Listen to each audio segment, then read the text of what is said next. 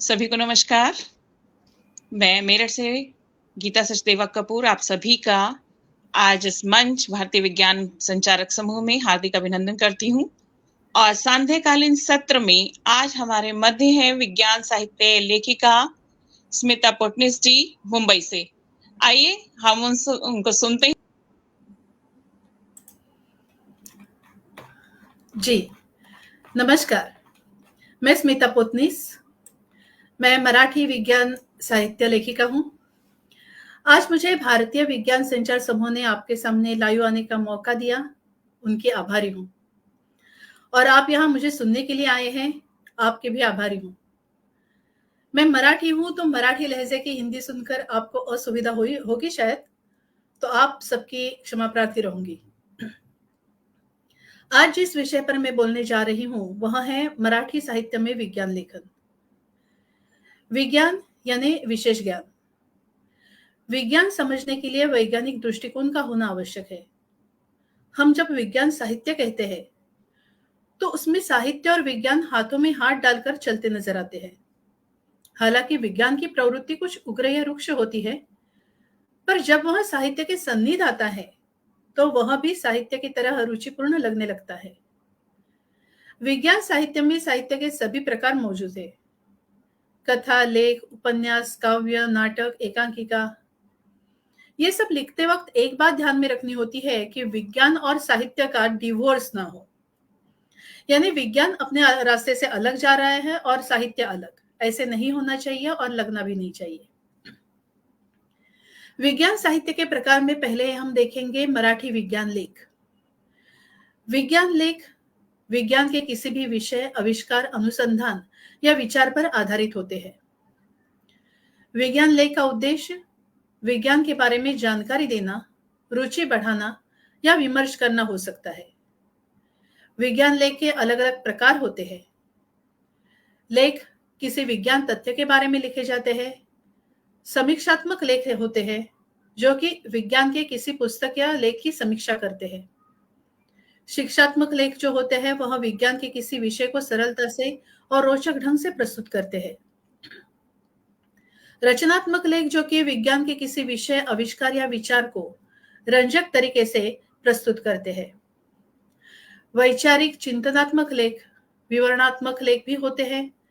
अगर हमें किसी विज्ञान संकल्पनाओं को सामान्य लोगों तक पहुंचाना है, उन्हें विज्ञान के प्रति आकर्षित कराना है, विज्ञान संकल्पना समझानी है, तो उसे बहुत ही हल्के फुल्के ढंग से वाचकों से संवाद या बातचीत कर रहे हैं इस प्रकार से प्रस्तुत किया जाता है। विज्ञान से सामान्यतः लोग थोड़ा अंतर ही रखते हैं। अगर उन्हें कोई कहे कि विज्ञान के बारे में लेख है तो वे कहेंगे हमें माफी कर दो वे, वह हमसे और लेख से पीछा छुड़ाना चाहेंगे। उन्हें आकर्षित करने के लिए उन्हें अपनी लगे ऐसी शैली हमें स्वीकार करनी पड़ती है, और वह है ललित लेख। ललित लेख यानी अगर किसी विज्ञान संकल्पना के बारे में बताना हो तो उन्हें रंजक लगे, वह रचना पढ़कर सुनकर आनंद मिले, विज्ञान उन्हें रसमय लगे, उस पर रोचकता हो। रसमय होने के लिए उस संकल्पना को, उसमें बसे तंत्र ज्ञान को कुछ भावनिक तरीके से प्रस्तुत किया करते हैं। उसके लिए सामान्य लोगों की समझ में आए ऐसी सरलता से समझने में आसानी हो, उनका कौतूहल बना रहे, इस तरह से प्रस्तुत किया जाता है। कभी कभी ऐसे लेखों में नर्म विनोद का छिड़कावा भी दिया जाता है। मराठी विज्ञान लेख सन 1833 में हरि केशव जी ने कंजर्वेशन ऑफ नेचुरल फिलोसॉफी इस ग्रंथ का जो अनुवाद किया था उसे पहला मराठी विज्ञान साहित्य कहा जाता है। उसका मराठी नाम सिद्ध पदार्थ विज्ञान शास्त्र विषयक संवाद ये था। उसके बाद केरळ कोकिळ में कुछ लेख आए, जैसे की सिलोन मधल्या पाचूच्या खाणी तथा दक्षिण अमेरिकेतले विचित्र प्राणी। तब इस प्रकार के लेख आते थे। लेकिन जैसे जैसे तंत्रज्ञान हमारे जीवन का अंग हुआ, तब से विज्ञान का महत्व लोगों तक पहुंचा। मराठी में विज्ञान शिक्षा के रूप में प्रदान करने के लिए कदम आगे बढ़ाए गए। ग्रंथ लिखने के लिए नए नए पारिभाषिक शब्द तैयार किए जाने लगे। इसके लिए मराठी विज्ञान परिषद जैसी संस्थाएं कार्यरत है। मराठी विज्ञान परिषद विज्ञान तथा वैज्ञानिक दृष्टिकोण सामान्य पहुंचाने का काम यानी विज्ञान प्रसार का काम करती है। ललित लेख, मासिक अंक, पाक्षिक, समाचार पत्र में प्रकाशित किए जाने लगे। सन 1954 में नवल के प्रकाशक अनंत अंतरकर जी ने नवल मासिक में जो कुछ कुछ डाइजेस्ट जैसा लगता था, उसमें विज्ञान कथा प्रकाशित करना शुरू किया। नवल की कैप्शन थी विविध ज्ञान आणि मनोरंजन। नवल का सहोदर अंक हंस में उसमें भी विज्ञान कथाएं आनी शुरू हो गई।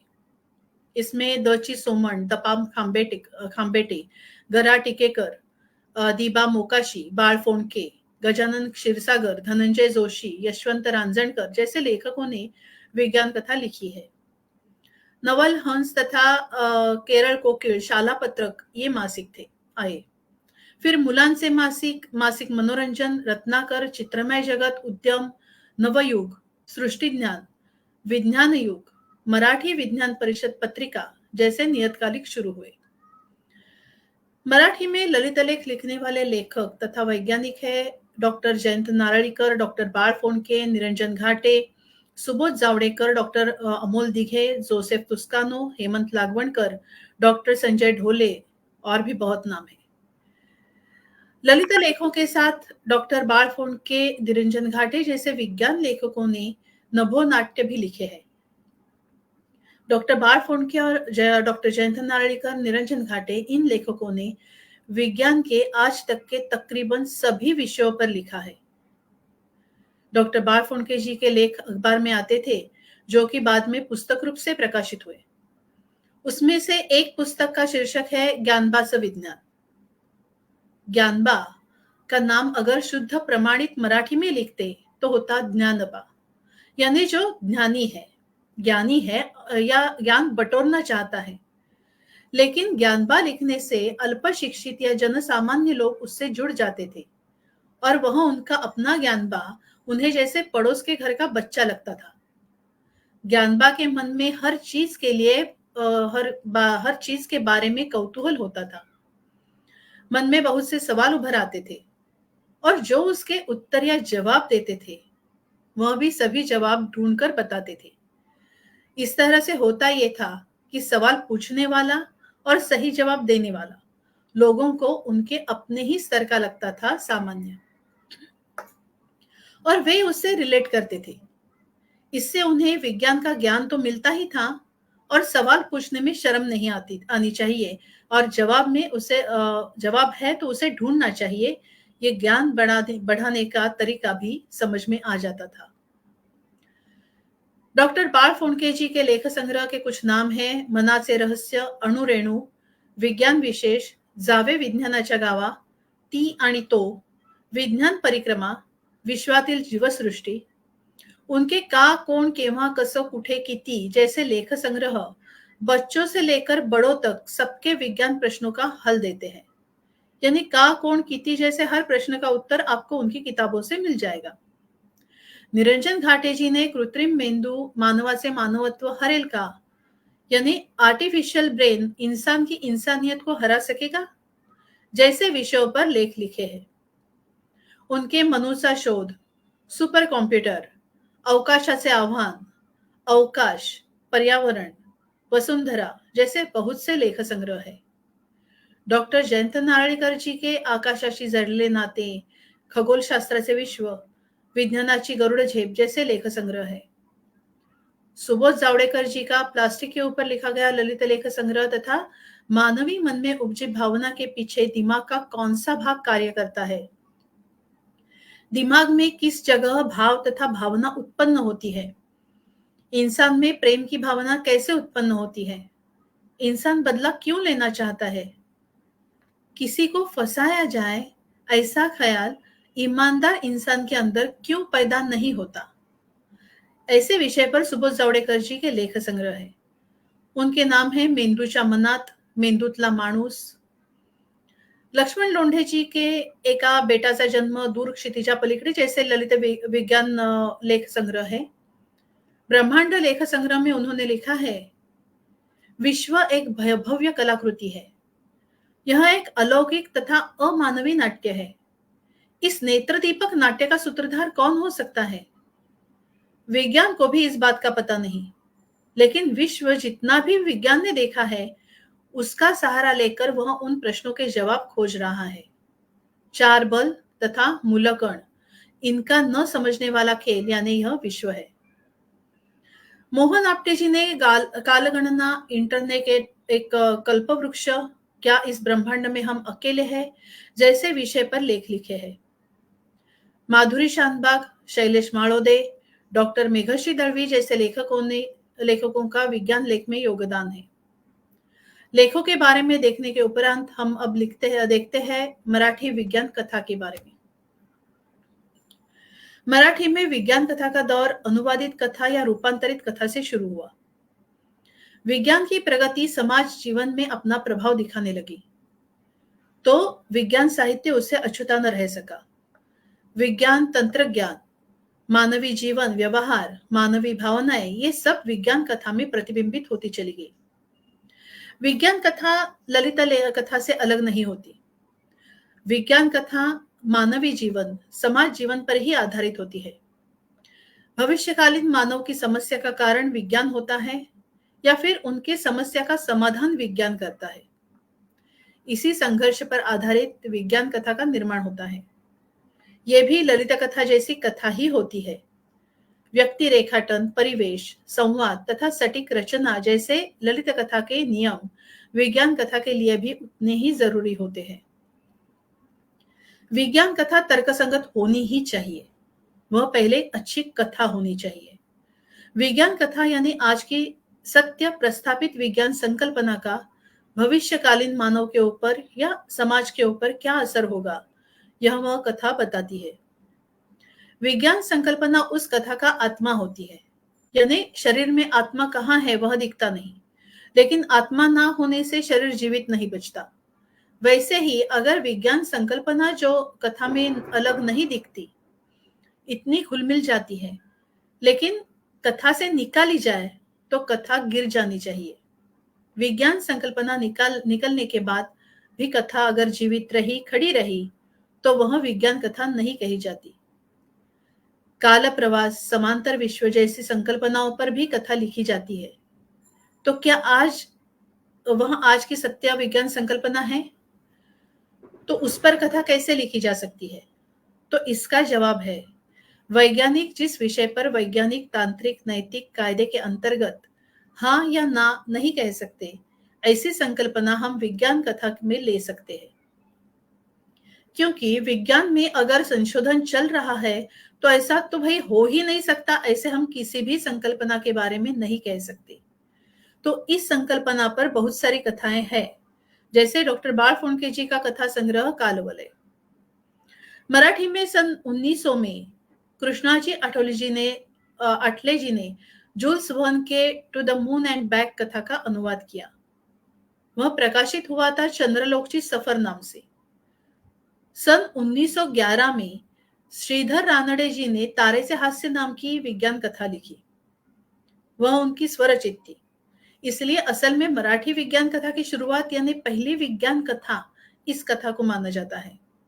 बाद में सन 1914 में वाम जोशी जी की दो कथाएं प्रकाशित हुई थी, अप्रकाशित किरणांचा दिव्य प्रकाश तथा वामलोचना।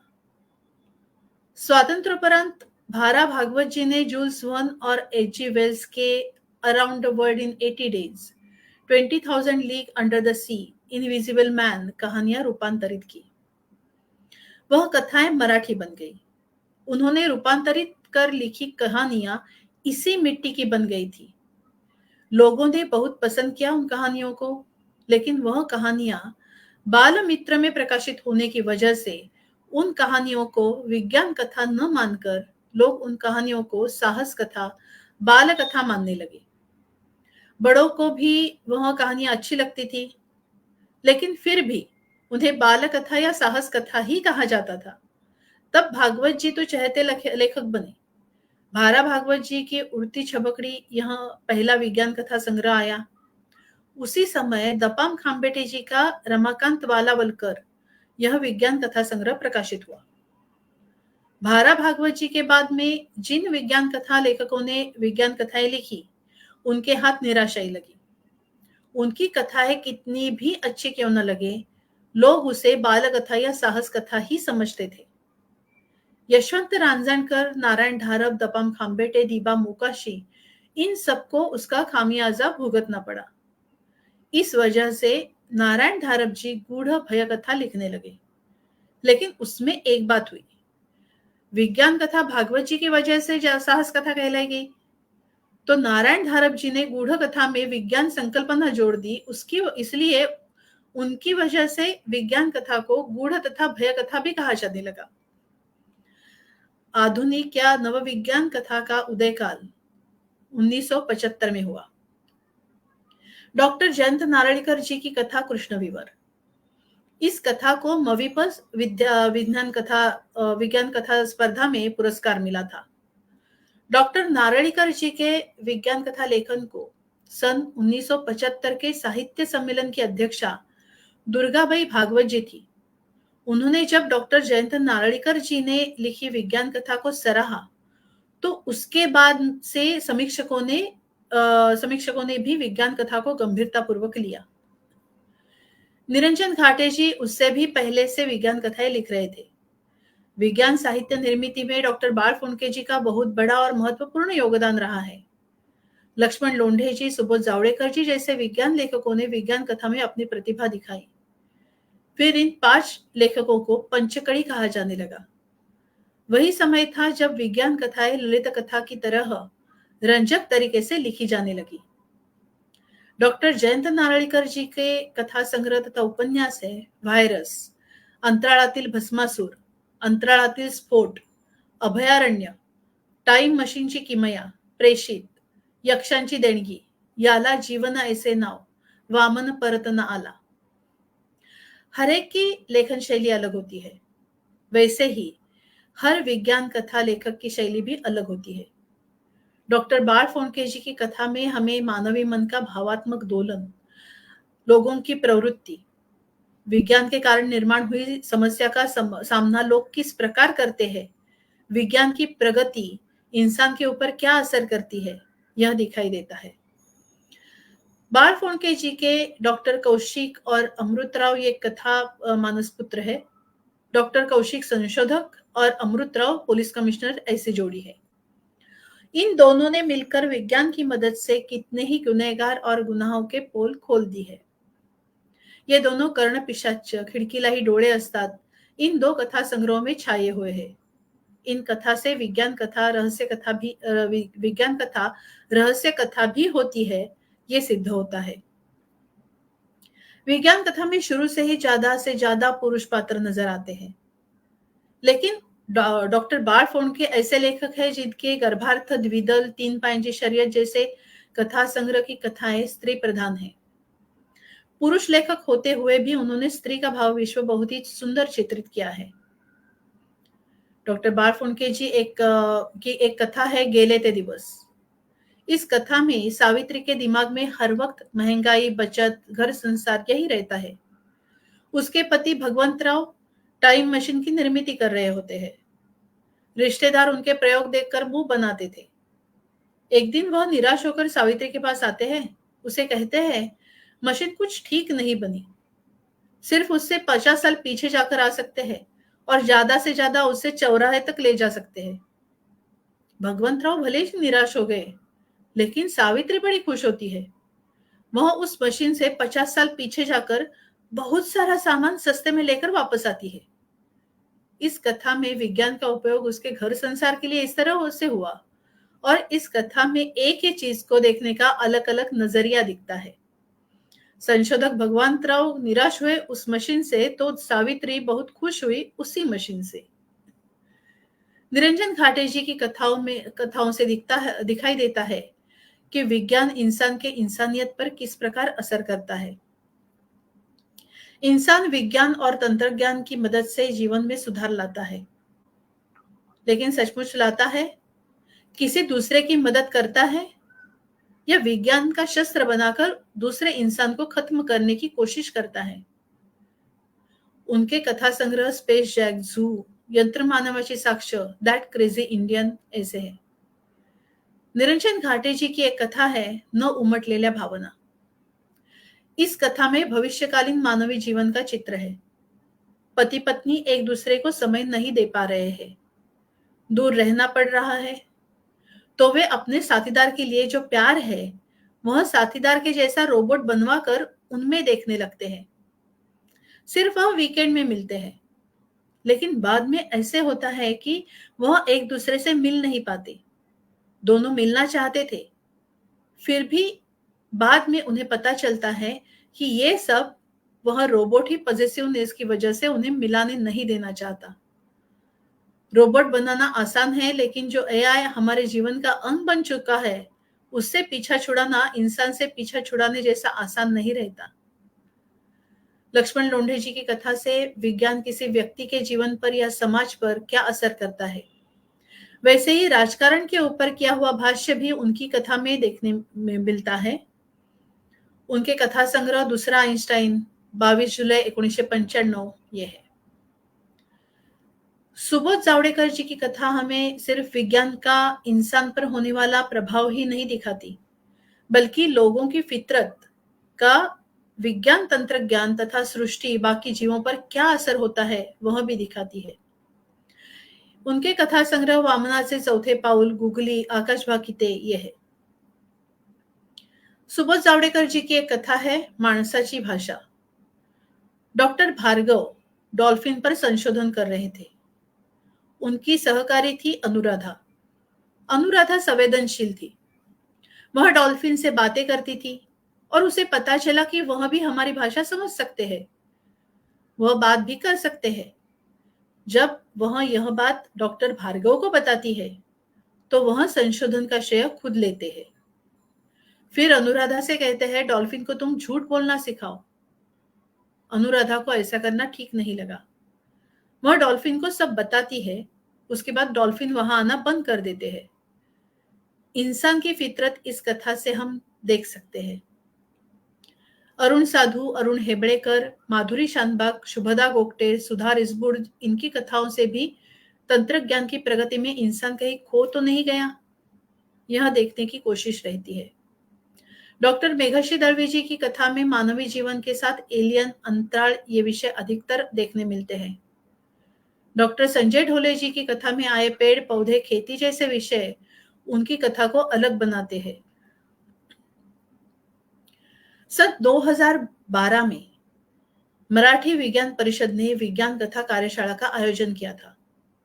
उस शिविर से, उस कार्यशाला से 4 से 5 लोग विज्ञान कथा लिखने लगे और अब भी लिख रहे हैं और दूसरों को मार्गदर्शन भी कर रहे हैं. और मुझे यह कहते हुए बहुत अच्छा लग रहा है कि उनमें से एक मैं हूं, स्मिता पोतनीस. और भी है कैप्टन सुनील सुळे, प्रसन्न करंदीकर, नील आरते, शरद पुराणिक. तब डॉक्टर बाळ फोंडके, लक्ष्मण लोंढे, सुबोध जावड़ेकर, निरंजन घाटे, डीवी कुलकर्णी, मेघश्री दळवी जैसे लेखक मार्गदर्शक थे. उसके बाद मराठी साइफाई कट्टा ये हमारे ऑनलाइन ग्रुप की शुरुआत हुई. तब विज्ञान कथा लिखने का हमारा शुरुआती दौर था. उस ग्रुप में हम और हमारे मार्गदर्शक सभी हैं. हमें हर महीने विज्ञान कथा लिखने के लिए किसी विषय का चैलेंज दे दिया जाता है और उस पर हम सब विज्ञान मार्गदर्शक भी कथा लिखते हैं. उस कथा पर दिए गए अभिप्राय से हम सब अपनी अपनी कथा को परफेक्ट बनाकर फिर प्रकाशित करने के लिए देते हैं, ताकि कथा अलग अलग नजरिए से कैसे लगती है ये पता चलता है और विज्ञान कथा का स्तर अच्छा रहे ये भी साध्य होता है. कार्यशाला हर साल ली जाती है, मुंबई में, मुंबई से बाहर भी. अब 2012 के हम सब वहां नए लोगों को मार्गदर्शन देने जाते हैं और हमें इस तरह से तैयार करने का श्रेय हमारे मार्गदर्शक, मविप और मविप के कार्यवाह अपाम देशपांडे सर, इन सबको जाता है. ऐसे ही कार्यशाला से ग्रुप में और भी नए लोग आए हैं, जैसे आशीष महाबळ, स्वरा मोकाशी, असीम चाफळकर, गिरीश पळशीकर. हम एक दूसरे से बहुत कुछ सीखते हैं. हर किसी की सूचना का सम्मान करते हैं. अगर कथा में कुछ कमी है तो स्वीकार करना वहां सीखा है. वहां हमने अपनी कथा को अलिप्तता से देखना सीखा जो कि बहुत जरूरी होता है। मराठी में विज्ञान कथा लेखन विज्ञान कथा के नियम अनुसार ही लिखी जाए, ऐसा प्रयास रहता है। मैं मेरी एक कथा का उदाहरण देना चाहूंगी, एक नवी अहल्या। यह विज्ञान कथा की कल्पना ऐसी थी, रामायण में अहल्या की सजा सबको ज्ञात है। अहल्या आज या फिर भविष्य के कल भी हो सकती है। अगर कल अहल्या के साथ उसी तरह कुछ हो तो उसकी कहानी कैसी होगी? क्या उसे कोई निरपराध समझेगा? उसके लिए कोई राम आएगा? उसे अपना निरपराधित्व सिद्ध करने के लिए रुकना पड़ेगा? उसमें मैंने मानवी क्लोनिंग की संकल्पना का उपयोग किया है। अगर भविष्य में मानवी क्लोन बनाए गए तो क्या उनको मानव का दर्जा दिया जाएगा? उसके कोई हक भी होंगे? जब जरूरत हो तब उसका उसके शरीर का उपयोग हो सके, इसलिए वह होगा तो वो भी मानव ही ना। उस पर हुए जुल्म के विरोध में अगर उसने बगावत की तो क्या होगा? लोगों का एक दूसरे से भेदभाव ही बगावत के लिए मानव को उकसाता आया है। अगर क्लोन ने कोई गलत काम किया तो उसके कसूर की सजा किसे भुगतनी पड़ेगी? मानवी क्लोनिंग से उपजी समस्या कैसे सुलझती है? क्योंकि समस्या की जड़ भेदभाव ही है, जिससे सबके जीवन पर असर होता है। इस कथा में ललित कथा के नियमों का पालन किया है और विज्ञान कथा के नियमों का तो है ही। विज्ञान का सहारा लेकर कुछ गूढ़ रहस्यमय अपराध हो सकते हैं। मानवी जीवन भावना से भरा होता है। विज्ञान कथा मानवी जीवन पर आधारित होती है, इसलिए मराठी में प्रेम कथा, भय कथा, रहस्य कथा, विनोदपूर्ण कथा यानी व्यंग कथा, ऐसे सभी प्रकार में विज्ञान कथा लिखी जाती है। उसमें अलग अलग प्रयोग किए जाते हैं। जैसे कि डॉक्टर बालफुंके जी ने एक कथा लेख और कथा का फ्यूजन कर लिखी थी। विज्ञान उपन्यास के बारे में देखा जाए तो उसके लिए नियम वही होते हैं जो विज्ञान कथा के लिए। डॉक्टर जयंत नार्लिकर जी के साथ ही रावी सोनी, प्रभाकर सोनी, यशवंत रांजणकर, बाळ फोंडके, गजानन क्षीरसागर, निरंजन घाटे, लक्ष्मण लोंढे, श्रीनिवास निमकर, शुभदा गोगटे, रेखा बैजल, माधुरी शानबाग जैसे लेखक तथा लेखिकाओं ने उपन्यास लिखे हैं। शुभदा गोगटे जी की यंत्रायणी उपन्यास को राज्य पुरस्कार मिला था। डॉक्टर जयंत नार्लिकर जी के प्रेषित उपन्यास में एलियन के पृथ्वी से संपर्क की कल्पना की है। प्रगत विज्ञान तंत्रज्ञान का दर्शन तथा भविष्यकालीन समाज निसर्ग के प्रति कौतूहल दिखाई देता है। वामन परत नाला, व्हायरस, अंतराळातील स्फोट जैसे उपन्यास में विज्ञान ने की हुई प्रगति क्या मानवी समाज के लिए खतरा पैदा कर सकती है? लक्ष्मण लोंढे जी का उपन्यास है गुंता। एक कपल बच्चा हो इसलिए ट्रीटमेंट लेने डॉक्टर के पास जाते हैं। अभी तरीके से उसे बच्चा होता है।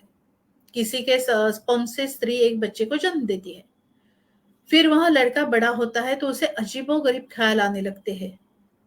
फिर वह लड़का क्लोन है, यह रहस्य उजागर होता है। जिसका क्लोन था उसे वह जानता नहीं है, लेकिन उस इंसान की पत्नी से प्यार करने लगता है।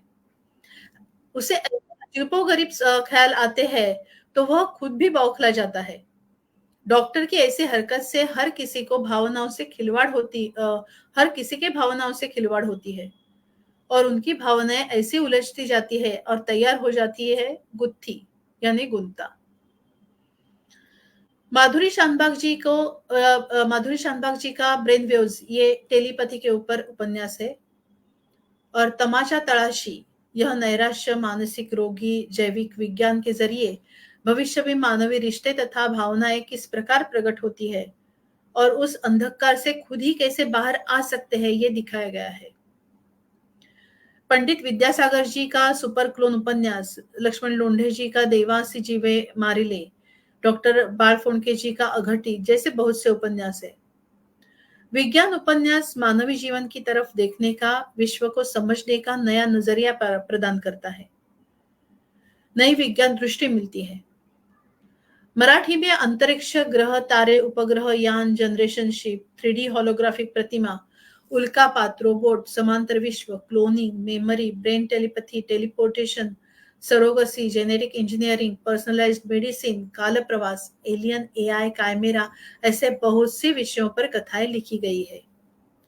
उसी के साथ रिश्ते, मृत्यु, जन्म, रंग, भावना ऐसे भी विषय कथा में लिए गए हैं। उपन्यास के लिए इस विषय के साथ जनसंख्या नियंत्रण, कायम ऊर्जा स्रोत, वातावरण, सिमटता विश्व, मानव यंत्र जैसे विषय भी आते हैं। मराठी साहित्य में विंदा करंदीकर, कुसुमाग्रज, शिरीष गोपाळ देशपांडे जैसे कवियों ने विज्ञान काव्य निर्मिती में अपना योगदान दिया है। कुसुमाग्रज ने वीवा शिरवाडकर जी की काव्य रचना है, युगा मागुनी चालली रे युगेही, युगा मागुनी चालली रे युगेही, करावी किती भास्करा वंचना, किती काळ कक्षेत धावू तुझ्या मी, कितीदा करू प्रीतीची याचना। तो विंदा करंदीकर जी ने विज्ञानाच्या हृदयातील हे ओंकार काव्य में लिखा है, पृथ्वीच्या या खटाऱ्याला कुणी जुंपला जळता बैल, पृथ्वीच्या या खटाऱ्याला कुणी जुंपला जळता बैल, कुठे जाई दरक्षणी 20 मैल, आकाशगंगेमध्ये वाहे सूर्याची दीपमाला, आकाशगंगेमध्ये वाहे सूर्याची ही दीपमाला, दरक्षणी 12 मैल कुणी सोडली सांग हिला। तसेच अणुमध्ये आहे काय, बोल तरी परमाणूची दंगा मस्ती, कधीपासून तुझ्या घरी स्थळ काळाची खुली कुस्ती, केव्हा तुटेल तुलाच थांग, गती आणि भान यांचे केव्हा झाले लग्न सांग। शिरीष गोपाळ देशपांडे जी कहते हैं, विज्ञान काव्य होता है तो इसमें सहाय्यभूत होती है विज्ञान प्रतिमाएं, विज्ञान के किसी विषय पर भाष्य होता है, विज्ञान युग के बारे में कहा जाता है, विज्ञान समस्या का काव्यात्मक अनुभव इससे मिल पाता है तथा विज्ञान की दृष्टि से विश्व की अनुभूति हो सकती है। निरंजन घाटे जी ने किया हुआ काव्य है, विश्व अखिल चल सदाही, त्याने न विराम काही, भ्रमण दिसे उडू समूही, अविरत खळ त्यासी नाही, बहुचंचल अवनी गोल, नरदेही अणुही चंचल, तद्मतिक्षी काय नवल, दिसून जरी भ्रमण येई। पंडित विद्यासागर जी ने विज्ञान संकल्पनाओं के ऊपर ओवी लिखी है। ओवी यहाँ एक काव्य प्रकार है और एक डॉक्टर मानसी राजाध्यक्ष जी की एक रचना देखकर हम अगले साहित्य प्रकार की ओर बढ़ेंगे। उनके काव्य का शीर्षक है पाण्याचे असंगत आचरण। शीतलतेने होत आकुंचन, गर्मीने हो प्रसरण, शीतलतेने होत आकुंचन, गर्मीने हो प्रसरण, काय तुम्हाला असेल ठाऊक जलाचे असंगत आचरण, जसे होतसे शीतल शीतल रेणू पाण्यामधले, जसे होतसे शीतल शीतल रेणू पाण्यामधले, करगुंफुन ते करीती बंधन पसरत चहूबाजूने, स्थिर जडाचे रूप पाहावो द्रवाहुनी विशाल, म्हणून हलके पाण्याहुनी बर्फ तरंगे खुशाल। मराठी विज्ञान नाटक तथा एकांकिका बहुत ज्यादा नहीं लिखी गई थी। शुरुआती दौर में सन 1978 में नागपुर आकाशवाणी पर अमीबा नाम का नभोनाट्य का सादरीकरण किया गया था। अब मवीप तथा आकाशवाणी के संयोजन से विज्ञान कथा का वाचन तथा विज्ञान लेख नाटिका का अभिवाचन किया जाता है। मराठी के जाने माने लेखक पु ल देशपांडे जी ने आकाशवाणी के लिए अलेक्जेंडर ग्राहम बेल एकांकिका लिखी थी। वसंत कामत जी ने लिखा हुआ नाटक था अणुयुगातून पलीकडे। अब मवीप हर साल मराठी विज्ञान एकांकिका स्पर्धा आयोजित करती है। अब उसमें सहभाग जैसे ही बढ़ रहा है, विज्ञान एकांकिका की संख्या बढ़ रही है। मराठी विज्ञान कथा दिवाली में आने वाले दिवाली अंक में शामिल होने लगी है। मराठी लोग दिवाली में फराळ खाने के साथ साथ बड़े शौक से दिवाली अंक पढ़ते हैं, उसकी राह देखते हैं। हर साल दिवाली में विज्ञान कथा जिस अंक का भाग होती है वह अंक है धनंजय, नवल, मवीप पत्रिका, दीपावली, अक्षर, अनुभव, मटा जैसे दीपावली अंकों में विज्ञान कथा आती है। वयम, किशोर जैसे अंकों में बाल विज्ञान कथाएं आती है। डॉक्टर मेघश्री दळवी जी और मैं, हम दोनों मिलकर हर साल दीपावली के बाद अंकों में आई विज्ञान कथा का परीक्षण करते हैं। नए लेखक या फिर नई संकल्पना लेकर किसने लिखा है वह देखते हैं। कभी-कभी विषय नए आते ही नहीं, ऐसे भी हुआ था, लेकिन वैसे आशादायी स्थिति है। अब विज्ञान कथा के साथ-साथ पर्यावरण कथा यानी क्लाइफाई कथा भी आ रही है। वैसे ही अब स्पेक्युलेटिव फिक्शन कौन-कौन सी कथा को कहा जा सकता है, ये भी हम देखते हैं। इस लेबल के जरिए बहुत सारी कथा का एक साथ मुआयना कर सकते हैं। हमने 4 साल जो परीक्षण किया उससे हमें ये दिखाई दिया। अब विज्ञान कथा प्रकाशित करने वाले अंक की संख्या में बढ़ोतरी हो गई है। कभी विज्ञान कथा का लेबल ना लगाते हुए भी दूसरे लेबल में छुपी विज्ञान कथाएं दिखाई दी। नए लेखकों के साथ नए विषय, अलग-अलग स्ट्रीम के लोग विज्ञान कथाएं लिखने लगे हैं, तो उनके अनुभव, उनके अलग स्ट्रीम की वजह से उनके विषय अलग होते हैं और उससे विज्ञान कथा का विस्तार हो रहा है। लेकिन कभी-कभी विज्ञान कथा लेबल के नीचे आने वाली कथाएं पढ़कर ये जाना कि ये कथाएं विज्ञान कथा की व्याख्या मतलब डेफिनेशन में नहीं बैठती। लेकिन अगर कथा अच्छी है तो ऐसे लोगों के लिए कार्यशाला मददगार साबित सिद्ध हो सकती है। बहुत सी कथाएं स्पेकुलेटिव फिक्शन प्रकार में आती है, लेकिन उसमें भी नए तरोताजा विषय दिखाई देते हैं। वाचकों में विज्ञान कथा के प्रति समझ बढ़ रही है, क्योंकि विज्ञान कथा लेखक व विज्ञान कथा के बारे में जानकारी देने के लिए लेख प्रकाशित करते हैं। अभिवाचन के कार्यक्रम किए जाते हैं।